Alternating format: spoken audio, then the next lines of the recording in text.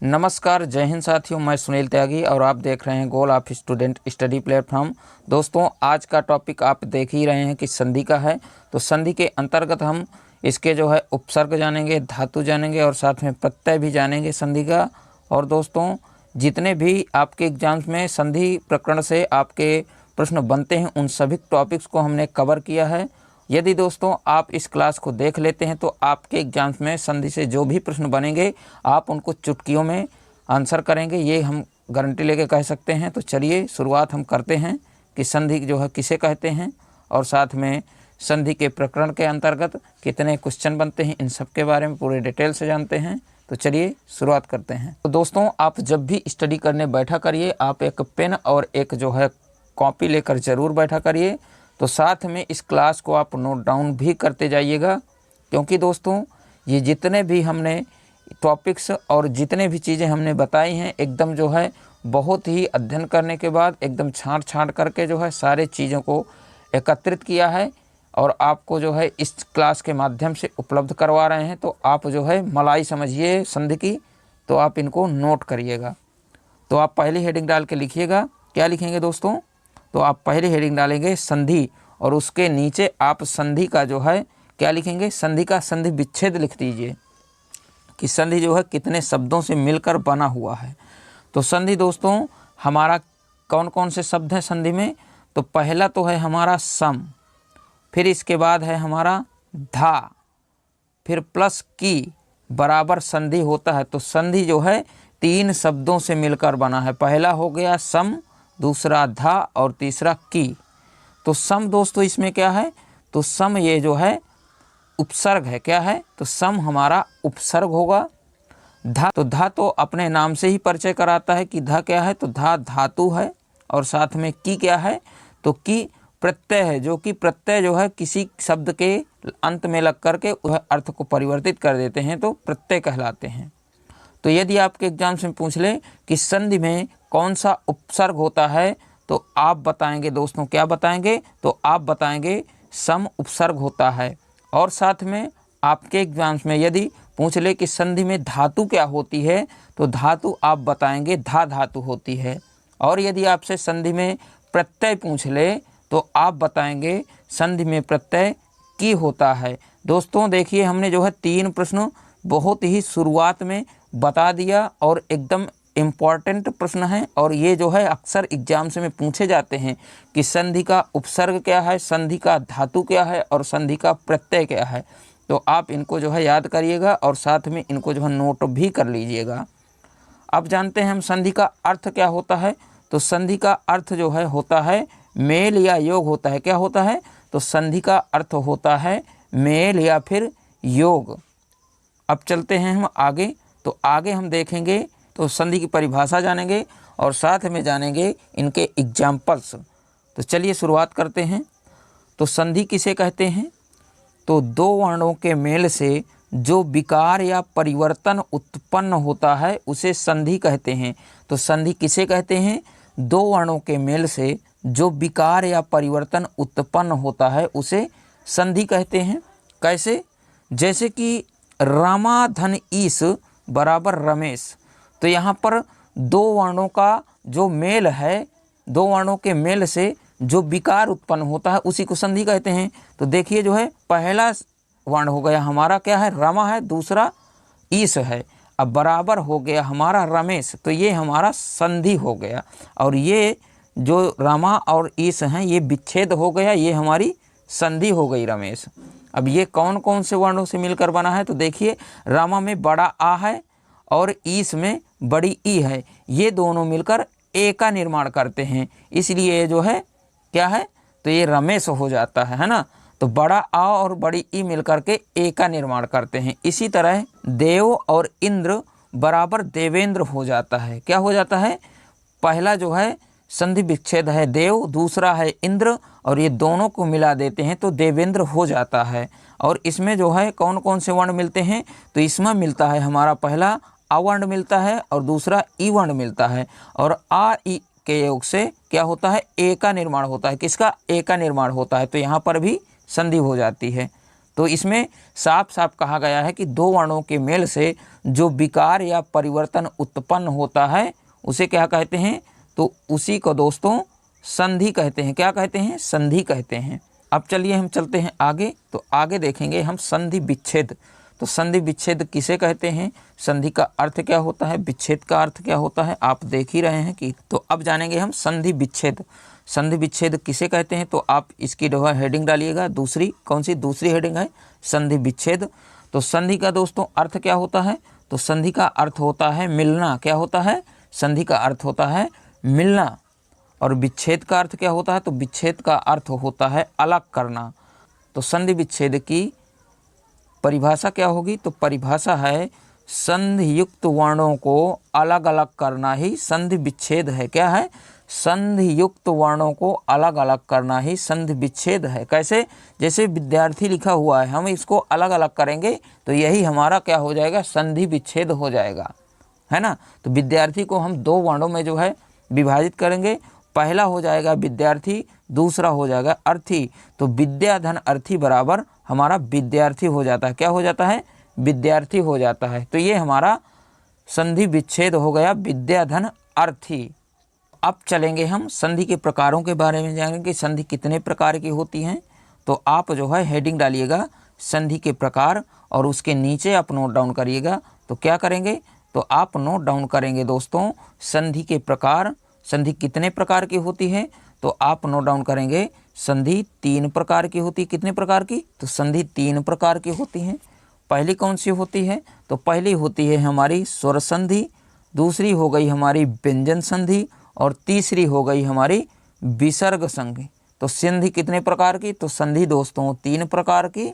पहला स्वर संधि, जिसमें स्वर और स्वर मिलते हैं तो हमारा स्वर संधि बनता है। दूसरा हमारा व्यंजन संधि है, तो व्यंजन संधि में एक जो है व्यंजन वर्ण मिलता है और दूसरा स्वर या फिर व्यंजन होगा, तब हमारे व्यंजन संधि का निर्माण होता है। और तीसरी हमारी है विसर्ग संधि। तो विसर्ग में पहला वर्ण होता है हमारा विसर्ग और दूसरा होता है स्वर या फिर व्यंजन। तो इससे योग से हमारा विसर्ग संधि का निर्माण होता है। किसका, विसर्ग संधि का निर्माण होता है। तो चलिए हम देखते हैं अपने पहले संधि को, कौन सा है, तो हमारी पहली संधि है स्वर संधि। तो स्वर संधि के बारे में पूरे डिटेल से देखेंगे और एक एक करके हम सारी चीज़ें समझेंगे कि क्या कैसे इसमें होता है। तो आप अब पहली हेडिंग किसकी डालेंगे, स्वर संधि की डालेंगे और स्वर संधि के नीचे आप लिखेंगे। तो जब भी जो है दोस्तों, जब दो स्वरों के निकट आने से जो परिवर्तन या विकार होता है उसे स्वर संधि कहते हैं। तो जब दो स्वर निकट आते हैं और उनसे जो परिवर्तन या विकार होता है उसे स्वर संधि कहते हैं। या फिर आप कह लीजिए स्वर वर्ण का स्वर वर्ण के साथ मेल हो जाता है, वही स्वर संधि होती है। तो जब भी दोस्तों स्वर वर्ण के साथ स्वर वर्ण मिलेगा तो वहाँ पर हमारा स्वर संधि का निर्माण होगा ना। तो चलिए देखते हैं कि स्वर संधि का निर्माण कैसे होता है, एग्जाम्पल्स के माध्यम से समझते हैं। अब जैसे कि क्या कहता है, कवि धन इंद्र बराबर कविंद्र हुआ ना, तो कवि धन इंद्र बराबर कविंद्र। तो ये हमारी हो गई क्या, संधि है। क्या, कविंद्र संधि है और संधि विच्छेद है, कवि धन इंद्र बराबर कविंद्र हो जाता है। अब इसमें क्या क्या मिला है, तो हमने देखा कि कवि में देखिए ई वर्ण मिला हुआ है और इंद्र में भी ई वर्ण मिला हुआ है। तो जिसके योग से हमारा बड़ी ई का निर्माण होता है। किसका, बड़ी ई का निर्माण होता है ना। छोटी ई और छोटी ई मिलकर बड़ी ई का निर्माण करते हैं। तो यहाँ पर हमारा स्वर संधि है। कौन सी, स्वर संधि है। क्यों है, क्योंकि हमारा स्वर वर्ण दोनों तरफ से मिल रहा है, तो इसलिए हमारी स्वर संधि है। दूसरा है हमारा नर धन ईश बराबर नरेश हो जाता है। तो इसमें कौन कौन से वर्ण मिले हैं विच्छेद में, तो नर में हमारा आ मिला हुआ है और ईश में हमारा बड़ी ई मिली हुई है। तो दोनों के योग से हमारा कौन सा, तो दोनों के योग से हमारा ए का निर्माण होता है ना। तो यहाँ पर दोस्तों क्या हुआ है, तो यहाँ पर हुआ है पहला जो है नरवर्ण है, दूसरा है ईश। तो दोनों में पहले में आ वर्ण का जो है योग हुआ है और दूसरे में बड़ी ई वर्ण का योग हुआ है। तो दोनों के योग से हमारा बनता है ए का निर्माण होता है, इसलिए यहाँ पर स्वर संधि है। और तीसरा एग्जाम्पल्स है हरि धन ईस बराबर हरीश हो जाता है। तो हरि धन ईस में कौन कौन से वर्ण मिले हैं? तो हरि में हमारा छोटी ई मिला हुआ है और ईस में हमारी बड़ी ई मिली हुई है। तो दोनों के योग से हमारा बड़ी ई का निर्माण होता है। तो इसमें भी क्या हुआ है? तो इसमें हुआ है हमारा स्वर वर्ण के साथ स्वर वर्ण का योग होता है, इसलिए हमारी स्वर संधि होगी। अब स्वर संधि किसे कहते हैं? तो जब भी आपको स्वर वर्ण के साथ स्वर वर्ण का योग किया जाए तो वहाँ पर हमारी कौन सी संधि होगी? तो वहाँ पर हमारी होगी स्वर संधि। अब स्वर संधि कितने प्रकार की होती हैं इनके बारे में जान लेते हैं। तो चलिए चलते हैं हम स्वर संधि के प्रकारों के बारे में। आप हेडिंग डालेंगे स्वर संधि के प्रकार। स्वर संधि कितने प्रकार की होती हैं? तो आप नोट डाउन करिएगा। स्वर संधि के 5 प्रकार होते हैं। कितने होते हैं? तो स्वर संधि के दोस्तों कितने प्रकार? तो हमने बताया स्वर संधि के 5 प्रकार होते हैं। और कौन कौन से होते हैं तो इनके बारे में हम जान लेते हैं कि पहला हो गया हमारा दीर्घ संधि, दूसरा हो गया हमारा गुण संधि, और तीसरी हमारी हो गई वृद्धि संधि, और चौथी हो गई यण संधि, और लास्ट 5वीं है हमारी आयादी संधि। तो स्वर संधि के कितने प्रकार? तो स्वर संधि के हमारे 5 प्रकार कौन कौन से? पहला हो गया हमारा दीर्घ संधि, दूसरा हो गया गुण संधि, तीसरा हो गया वृद्धि संधि, चौथा हो गया यण संधि, और लास्ट 5वां हो गया अयादी संधि। तो चलिए अब हम इनके बारे में एक एक करके पूरे डिटेल से और ट्रिक के साथ आसान सी भाषा के साथ हम सब कुछ समझने वाले हैं। तो चलिए चलते हैं हम पहले संधि की तरफ। दीर्घ संधि कौन सी? तो हम जानेंगे दीर्घ संधि को।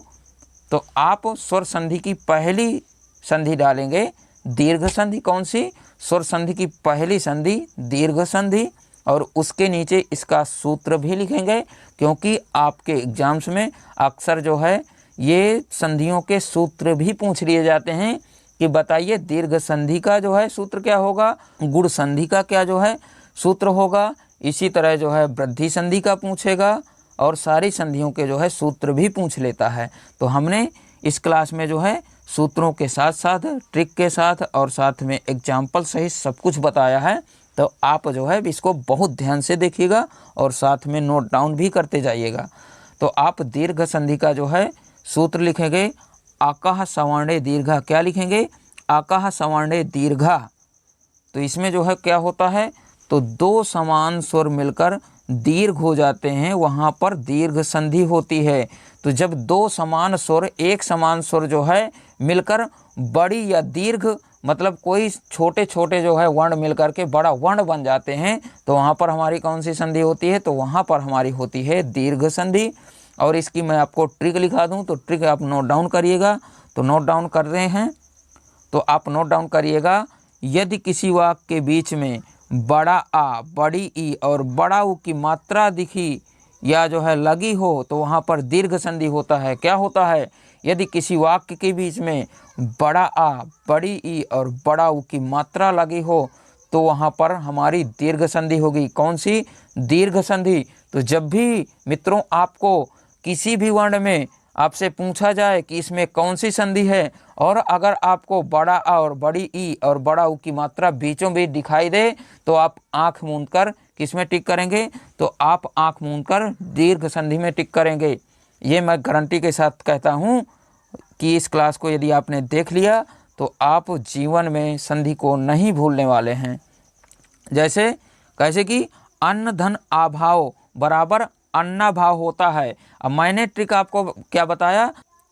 तो मैंने आपको ट्रिक बताया है कि जब भी किसी वाक्य के बीच में बड़ा आ, बड़ी ई और बड़ा ऊ की मात्रा दिखे तो वहाँ पर आप आँख मूंद कर लगाएंगे दीर्घ संधि में। कैसे लगाएंगे? जैसे अन्न धन अभाव है तो अन्नाभाव हुआ। तो यहाँ पर देखिए अन्नाभाव में ये बीच में जो बड़ा ना दिखाई दे रहा है ये हमारा किस संधि को बताता है? तो ये हमारा प्रदर्शित करता है कि यहाँ पर दीर्घ संधि है। यहाँ पर छोटा आ और छोटा आ के योग से बड़ा आ का निर्माण हुआ है। अन्न में छोटा आ लगा हुआ है और आ में छोटा आ है, तो दोनों के योग से हमारे इसका बड़ा आ का निर्माण होता है, इसलिए हमारा दीर्घ संधि हो जाता है। अब चलते हैं इसके एग्जाम्पल्स देखते हैं कि एग्जाम्पल से कैसे होता है। तो मैंने आपको ट्रिक तो बता ही दिया कि जिन संधियों के बीच में क्या दिखाई दे? बड़ा आ दिखाई दे, बड़ा ई दिखाई दे और बड़ा ऊ दिखाई दे, वहाँ पर हमारी दीर्घ संधि होती है। ये अन्नाभाव तो हमने जान ही लिया कि यहाँ पर जो है बड़ा आ की मात्रा लगी हुई है। इसी तरह भोजन धन आलय बराबर भोजनालय हो जाता है, तो इसमें भी बड़ा आ आया हुआ है बीच में, तो ये भी हमारी दीर्घ संधि हो जाती है।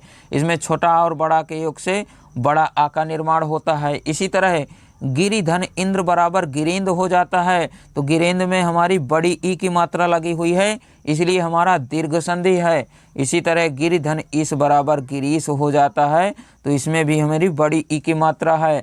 इसमें छोटी ई और बड़ी ई के योग से बड़ी ई का निर्माण हुआ है, तो इसलिए हमारी कौन सी संधि, तो हमारी संधि होगी दीर्घ संधि। अब चलते हैं हम दूसरी संधि की तरफ। तो दूसरी संधि हमारी कौन सी है, तो स्वर संधि की दूसरी संधि होगी हमारी गुण संधि। तो इसकी हेडिंग आप डालिएगा और उसके नीचे नोट डाउन करेंगे सूत्र। इसका सूत्र क्या है, तो सूत्र है दोस्तों, सूत्र क्या लिखेंगे, तो सूत्र लिखेंगे आप आद गुणा। तो जब भी आपके एग्जाम्स में आपसे गुण संधि का सूत्र पूछे तो आप बताएंगे आद गुणा होता है किसका, तो गुण संधि का सूत्र होता है आद गुणा। और इसकी ट्रिक आप लिखेंगे, तो ट्रिक क्या है दोस्तों गुण संधि की, तो आप नोट डाउन करिएगा। क्या करेंगे मैं बताता हूँ, डाउन करिएगा। यदि जिस वाक्य में ए और ओ या फिर क्या है अर और ऋषि की मात्रा लगी हो, वहाँ पर गुण संधि होगी। कौन सी संधि, गुण संधि होगी।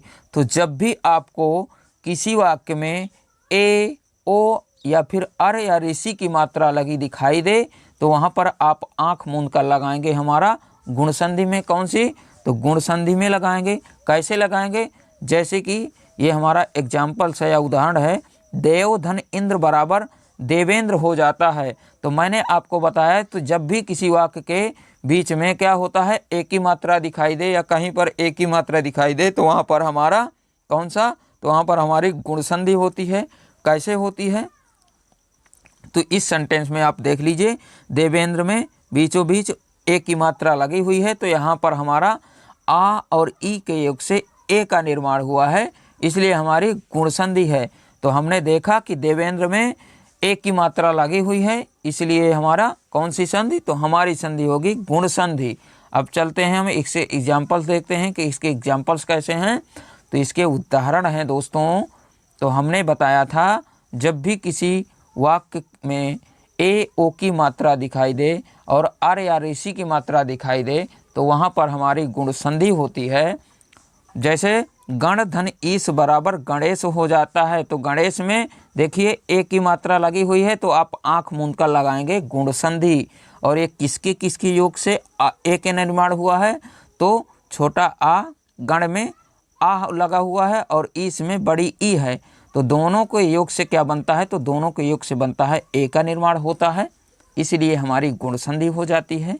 दूसरा है गंगाधर उर्मी बराबर गंगोर्मी हो जाता है। और जब भी दोस्तों आपको इसी वाक्य में ए ओ और अर ऋषि की मात्रा दिखाई दे, तो हमारी ओ की मात्रा दिखाई दी बीचों बीच, तो इसलिए हमारा हो जाएगा गुण संधि। और किसके किसके योग से ओ का निर्माण हुआ है, तो गंगा में बड़ा आ हुआ है और उर्मी में बड़े ऊ है, तो दोनों के योग से हमारा ओ का निर्माण होता है। किसका, ओ का निर्माण होता है। इसी तरह कंड धन ऋषि बराबर कंडवर्षी हो जाता है, और इसमें ऋषि की मात्रा हमें दिखाई दे रही है, इसलिए हमारा कौन सा संधि है, तो हमारी गुण संधि है।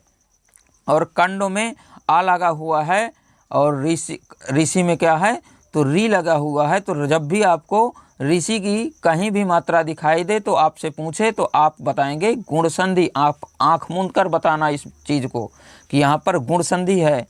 अब हमारा चौथा एग्जाम्पल्स है देव धन ऋषि बराबर देवर्षि होता है। क्या होता है, तो देव धन ऋषि बराबर देवर्षि होता है, तो इसमें भी हमारी ऋषि की मात्रा लगी हुई है, इसलिए हमारा गुण संधि होगा। और देव में छोटा आ की मात्रा है और ऋषि में हमारा ऋषि है, तो दोनों के योग से हमारा अर हो जाता है। तो अर जहाँ पर आपको दिखाई देता है वहाँ पर आप गुण संधि बताएंगे। अब चलते हैं हम तीसरी संधि की तरफ। तो तीसरी संधि हमारी किसकी संधि है, तो ये हमारी स्वर संधि का तीसरा भेद है। कौन सा, वृद्धि संधि है। तो आप वृद्धि संधि की हेडिंग डाल के इसके नीचे नोट डाउन करेंगे। तो क्या करेंगे, तो नोट डाउन करिएगा वृद्धि संधि का सूत्र क्या होता है। तो वृद्धि संधि का सूत्र आप नोट डाउन करेंगे वृद्धि रेची। तो जब तो जब भी आपके एग्जाम्स में वृद्धि संधि का सूत्र पूछे तो आप बताएंगे वृद्धिरेचि होता है वृद्धि संधि का सूत्र। और ट्रिक इसकी क्या है, तो ट्रिक आप नोट डाउन करिएगा दोस्तों। इसकी ट्रिक है, तो वृद्धि संधि की आप ट्रिक नोट डाउन करिएगा। जहाँ पर वाक्यों के बीचों बीच ए और औ की मात्रा दिखे वहाँ पर वृद्धि संधि होगी। तो क्या होता है, तो जब भी दोस्तों आपको किसी वर्ण में अय और औ की मात्रा दिखे तो आप आँख मूंद कर लगाएंगे। किसमें ट्रिक, तो आप आँख मूंद कर लगाएंगे ट्रिक वृद्धि संधि में। किसमें, वृद्धि संधि में। कैसे लगाएंगे, जैसे कि 1 धन 1 बराबर एकाएक हो जाता है, तो यहाँ पर 1 में आ हुआ है और 1 में ए लगा हुआ है, तो दोनों के योग से किसका, अय का निर्माण होता है। कैसे होता है, तो देखिए 1 में का लास्ट वर्ण है और 1 में ए जो है दूसरे वाले में ए का निर्माण हुआ है, तो दोनों के योग से जो है क्या बनता है, तो दोनों के योग से हमारा बनता है अय का निर्माण होता है। किसका, अय का निर्माण होता है। तो यहाँ पर हमने ट्रिक क्या बताया, यहाँ पर आपको अय और औ की मात्रा दिखे आप आंख मूंद कर लगाएंगे वृद्धि संधि में ट्रिक। कौन सी, वृद्धि संधि में ट्रिक। तो एकाएक में देखिए यहाँ पर हमारी अय की मात्रा लगी हुई है। किसकी, अय की मात्रा लगी हुई है, इसलिए हमारा कौन सा संधि, तो इसलिए हमारी हो जाएगी संधि वृद्धि संधि। कौन सी, वृद्धि संधि। अब चलते हैं इसके एग्जाम्पल्स के माध्यम से समझते हैं। तो एग्जाम्पल्स इसके नोट डाउन करिएगा। तो करते हैं नोट डाउन एग्जाम्पल्स। तो दोस्तों देखिए पहला एग्जाम्पल्स है परम धन ऐश्वर्य बराबर परमेश्वर। तो हमने आपको ट्रिक में बताया जब भी आपको अय और औ की मात्रा दिखे तो आप लगाएंगे ट्रिक वृद्धि संधि में। तो यहाँ पर हमारा अय की मात्रा लगी हुई है, इसलिए हमारा वृद्धि संधि होगी। दूसरा एग्जाम्पल्स है वन धन औषधि बराबर वनौषधि। तो हमने ट्रिक में आपको क्या बताया, हमने बताया कि जब भी आपको अय और औ की मात्रा दिखाई दे तो वहाँ पर आप वृद्धि संधि में ट्रिक लगाएंगे। तो आप जो है वनौषधि में देखिए औ की मात्रा लगी हुई है, इसलिए हमारा कौन सी संधि है, तो हमारी संधि होगी वृद्धि संधि। और वन और धन औषधि में देखिए वन का लास्ट वर्ण आ आता है और औषधि में पहला वर्ण है औ, तो दोनों के योग से हमारा औ का निर्माण होता है, इसलिए हमारी वृद्धि संधि होगी। और तीसरा एग्जाम्पल्स है महाधन औषधि बराबर महा औषधि होता है। तो हमने ट्रिक आपको बताया है कि वृद्धि संधि में अय और औ की मात्रा दिखाई दे तो आप आँख मूंद कर लगाएंगे वृद्धि संधि। और दोस्तों इसमें जो देखिए महा औषधि में औ की मात्रा लगी हुई है, इसलिए हमारी संधि कौन सी होगी, तो हमारी संधि होगी वृद्धि संधि। और देखिए महा में कौन सा वर्ण आया है लास्ट में, तो आया है आ आया हुआ है और औषधि में औ का निर्माण है, तो दोनों के योग से हमारे औ का निर्माण होता है, इसलिए हमारी वृद्धि संधि है। अब चलते हैं हम चौथे संधि की तरफ। कौन सी, तो चौथी संधि हमारी होगी यण संधि। और यण संधि किसका भाग है, तो ये हमारा स्वर संधि का चौथा भाग है यण संधि। तो आप यण संधि की हेडिंग डाल के इसके नीचे नोट डाउन करेंगे, तो आप जो है इसका सूत्र नोट डाउन करिएगा।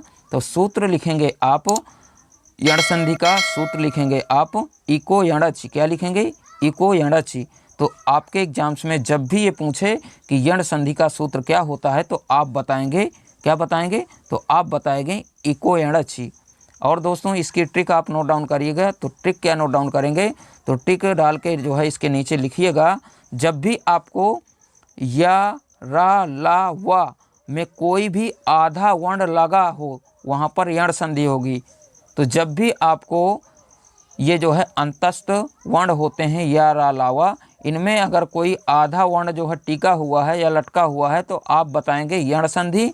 इसको यण संधि बताएंगे। कैसे बताएंगे, जैसे कि अति धन अधिक बराबर अत्यधिक होता है। तो मैंने क्या बताया ट्रिक में, बताया कि या रा लावा में कोई भी आधा वर्ण लगा हो तो वहाँ पर यण संधि होती है। अब देखिए या में आधा ता लटका हुआ है, इसलिए यहाँ पर कौन सी संधि होगी, तो यहाँ पर होगी हमारी यण संधि। कौन सी, यण संधि होगी। अब चलते हैं इसके एग्जाम्पल्स देख लेते हैं। तो इसके एग्जाम्पल्स हैं, तो इनको आप नोट डाउन करिएगा। तो पहला एग्जाम्पल्स है, आपको मैंने पहले ही बता दिया है कि अति धन अधिक बराबर अत्यधिक होता है। क्या होता है, अति धन अधिक बराबर अत्यधिक होता है। तो यहाँ पर हमारा यह में आधा ता लटका हुआ है, इसलिए हमारी यण संधि हो जाती है। कौन सी, यण संधि हो जाती है। और अति में छोटा ई लगा हुआ है लास्ट में, और अधिक में आक के योग से या का निर्माण हो जाता है। इसी तरह दूसरी है इति धन आदि बराबर इत्यादि। तो मैंने आपको क्या बताया, जब भी या अलावा में आधा वर्ण कोई भी टीका दिखाई दे आप बताएंगे यण संधि। तो यहाँ पर देखिए बड़ा या में आधा ता लटका हुआ है इसलिए हमारी यण संधि होगी, और इति में छोटी ई है और आदि में बड़ा आ लगा हुआ है इसलिए हमारा या का निर्माण होता है। किसका? बड़ा या का निर्माण होता है। और तीसरा हमारा क्या है, तो तीसरा एग्जाम्पल्स है हमारा नदी धन आगम बराबर नद्यागम हो जाता है। क्या हो जाता है? नदी धन आगम बराबर नद्यागम हो जाता है। तो इसलिए हमारे देखिए दा में क्या हुआ है, तो इसमें हमारा या में दा लटका हुआ है इसलिए नद्यागम हो जाता है। तो किसका निर्माण होता है? तो यहाँ पर हमारे यण संधि का निर्माण होता है। क्यों होता है? क्योंकि हमारा जो है या में आधा दा लटका हुआ है या आधा दा का जो है मात्रा लगी हुई है इसलिए हमारा यण संधि होगा। अब नदी में बड़ी ई की मात्रा है और आगम में बड़ा आ की मात्रा है इसलिए हमारा बड़ा या का निर्माण होता है, तब हमारा संधि होता है यण संधि। अब इससे एग्जाम्पल्स देख लेते हैं। तो इसके एग्जाम्पल्स हमने देख ही लिया है। अब चलेंगे हम कौन से संधि की तरफ, तो हम चलेंगे जो है स्वर संधि के पाँचवें संधि की तरफ। तो स्वर संधि की पाँचवीं संधि होती है कौन सी? अयादि संधि होती है। तो आप पाँचवीं जो है हेडिंग डालेंगे अयादि संधि किसका भाग है, तो ये जो है हमारा स्वर संधि का जो है पाँचवीं संधि है अयादि संधि। और इसका सूत्र आप नोट डाउन करेंगे। तो सूत्र क्या नोट डाउन करेंगे, तो सूत्र आप नोट डाउन करेंगे एचोड यवाव्यय। तो आपके एग्जाम्स में जब भी अयादि संधि का सूत्र पूछे तो आप बताएंगे एचोड यवायावह। क्या बताएंगे? एचोड यवायावह। और दोस्तों ये जो है इतना इम्पॉर्टेंट जो है इसका सूत्र है, ये अक्सर जो है एग्जाम्स में पूछा गया है। तो आप इसको नोट डाउन करिएगा और इसको याद भी रखिएगा। और इसकी ट्रिक क्या है, तो अयादि संधि की ट्रिक होती है हमारी शब्दों के बीचों बीच यदि जो है आपको या और वाह दिखाई देता है तो वहाँ पर अयादि संधि होती है। क्या होता है, तो शब्दों के बीचों बीच यदि आपको या और वाह दिखाई देता है कहीं पर भी, तो आप से अगर वहाँ पे पूछे कि कौन सी संधि है तो आप आँख मूंद कर लगाएंगे हमारी कौन सी संधि, तो हमारी होगी अयादि संधि। कौन सी? अयादि संधि। अब कैसे होगा, जैसे कि पो धन अन बराबर पवन होता है, तो पवन में आप देख रहे हैं कि बीचों बीच कौन आया हुआ है, तो वाह आया हुआ है इसलिए हमारी अयादि संधि होगी। कौन सी? अयादि संधि होगी। अब चलते हैं हम, देखिए तो देखते हैं हम और दूसरा एग्जाम्पल्स। तो दूसरा है हमारा कौन सा, तो दूसरा हमारा हो जाता है ने धन अन बराबर नयन हो जाता है। तो हमने क्या बताया है, हमने ट्रिक में बताया है कि जब भी आपको वर्णों के बीचों बीच या और वह दिखाई देता है, या और वह दिखाई देता है तो वहाँ पर हमारी कौन सी संधि, तो वहाँ पर होती है हमारी अयादि संधि। और कैसे होता है, जैसे आप देख ही रहे हैं, देखिए ने में एल आया हुआ है और आ में अवर्ण आया हुआ है, तो दोनों को योग से आय हो जाता है। क्या हो जाता है? आय हो जाता है। तो देखिए हमारा जो है आँख मूंद कर टिक लगाने वाला है, बीचों बीच या आया हुआ है इसलिए हमारी अयादि संधि होगी। दूसरा है नय धन अक बराबर नायक हो जाता है। तो देखिए यहाँ पर भी हमारा क्या या आया हुआ है। तो आप जो है जितने भी ये अयादि संधि के एग्जाम्पल्स होंगे और जो है बीच में क्या होता है, तो बीच में हमारा होता है क्या होता है, या और वह आता है। तो आप आँख मूंद कर जो है समझ जाएंगे कि कौन सा संधि है, तो यहाँ पर अयादि संधि हो जाती है। और नय में कौन सा वर्ण है, तो नय में आय वर्ण है और अक में आ वर्ण आया हुआ है, तो दोनों के योग से हमारा आय हो जाता है इसलिए अयादि संधि होता है। पौ धन अक बराबर पावक हो जाता है। तो पावक में देखिए वह आया हुआ है इसलिए हमारी कौन सी संधि, तो हमारी होगी अयादि संधि होगी। कौन सी? अयादि संधि होगी। और इसमें जो है कौन से कौन वर्णों से योग हुआ है, तो हमारा देखिए पौ में औ मात्रा लगी हुई है और अक में आ की मात्रा लगी हुई है, तो दोनों के योग से क्या होता है, आव का निर्माण होता है। किसका होता है? आव का निर्माण होता है। इसलिए हमारी कौन सी संधि है, तो यहाँ पर हमारी हो जाएगी अयादि संधि। कौन सी? अयादि संधि हो जाएगी। तो दोस्तों यदि हमारी क्लास आपको पसंद आई हो तो आप हमारे चैनल को लाइक, शेयर और सब्सक्राइब करने के साथ साथ अपने मित्रों को भी शेयर करिएगा ताकि आपके फ्रेंड्स की भी मदद हो सके। तो मिलते हैं किसी नेक्स्ट सेशन में, तब तक के लिए जय हिंद, वंदे मातरम साथियों।